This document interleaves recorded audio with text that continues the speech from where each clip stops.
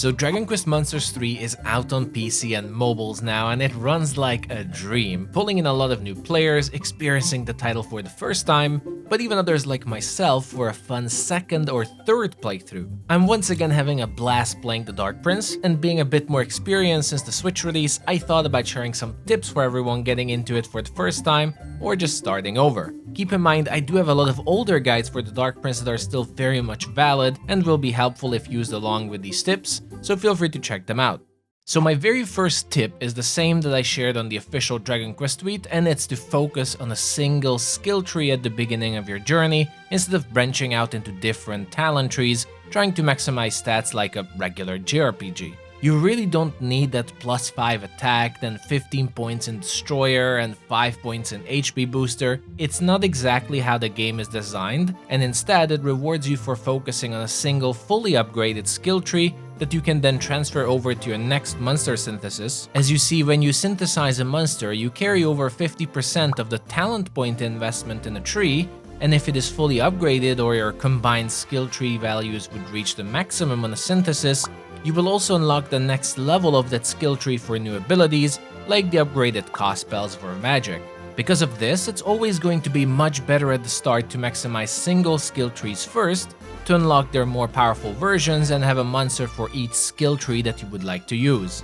A quick tip for this part is that at the beginning of the game, your monsters will only have 2 skill trees available, and as such, their leveling will be subpar compared to later monsters, gaining a lot less talent points that you normally would. So for those monsters, the fix is, and the best thing you can do, is synthesize them into a new monster as soon as possible to unlock their 3rd talent tree, and so the higher leveling scaling for them will be unlocked. Now, if we're talking about early synthesis immediately, while it's good to progress towards better spells and advanced monster combinations, my recommendation is to not bother at all with advanced synthesis or spending too much time on leveling and synthesizing at all at early levels. The main reason for this is that synthesis will get much easier as you progress the game into the middle and upper echelons of the underworld, allowing you to skip several steps of a synthesis and just generally being a lot more comfy of an activity thanks to having better monster varieties, but also getting higher level monsters from the wilds that you don't need to level up to 10 in order to synthesize them. The second reason is leveling, since while you can level relatively easily if you unlock cost spells and keep fighting the boss monsters like the Green Dragon, the real leveling will unlock once you reach the middle and upper echelons of the underworld once again. Very traditionally, like every Dragon Quest game, you will meet your metal slimes and they will offer you the best leveling experience. Then there's another tip if we're talking about efficient scouting and monster synthesis. Let's also mention that the PC version has all the DLCs in it by default, most importantly the Molehole DLC, which you should be using at all times if you're serious about advanced monster synthesis. The Molehole DLC is basically a monster compendium where every single monster you have met in the game or synthesized will spawn in this dungeon, and you're able to defeat them or even scout them as many times as you want. What makes it so very special is that there are even monsters that only exist through synthesis in the game, but not in the wilderness. But the Molehole DLC will have these monsters present in the dungeon as well, and thus allow you to rescout very complex synthesized monsters again to shorten your time getting your desired monsters through synthesis. So make sure to remember using the Molehole, as it's one of the best features of Dragon Quest Monsters 3.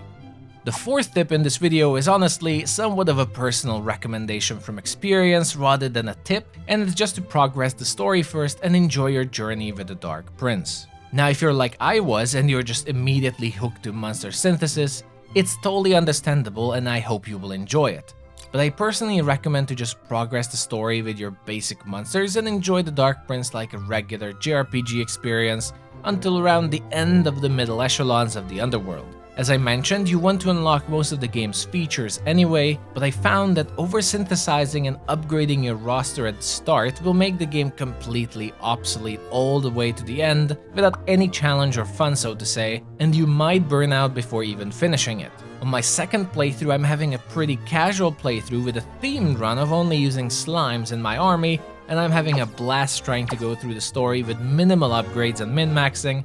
If I get stuck at some point, there will be more than enough time to synthesize down everything, but until then, the story and the world at least remain somewhat challenging. Finally, a reminder that while the PC version does not have the live online battles as a feature, the quickfire contests still very much exist, and every day you're able to access those quick battles online for extra rewards, and also check out the special online store for goodies that will make your beast army even more powerful. This is something you can do on a daily basis, but with the Treasure Trunks DLC that you also own by default on PC, you can also visit your monster depot every hour to receive rewards from the treasure chest, giving you useful items such as monster seeds for upgrading your monsters, or bonus bowls for extra experience. And so those are my 5 new revised tips for the PC release of Dragon Quest Monsters: The Dark Prince. I'm very much enjoying my time with the new playthrough. Just like I said in the PC comparison video, the increased performance makes much of the experience feel a lot smoother. Not just because of the frame rate, but also the faster loading times and transition screens in a game that has so much grinding and traveling that you just really don't want to see those screens too much, right? And I've heard the mobile versions of the games are also having fantastic performance, so I think overall the re-release has been somewhat successful. I've been quite happy to see there's still a lot of interest in Dragon Quest Monsters, and I've also been seeing a lot of new people getting into it, which is great. Hopefully that means we'll see more DQM entries, perhaps remastered in the future, though I still have to play the Joker series myself, which shall be quite a lot of fun in itself. I'm quite curious actually, how many of you have played Dragon Quest Monsters the Joker games? Let me know in the comments below. Thank you for watching, everyone. That's it for today. Appreciate you all as always. Subscribe for more Dragon Quest content. Take care for now, and I'll see you all the next time.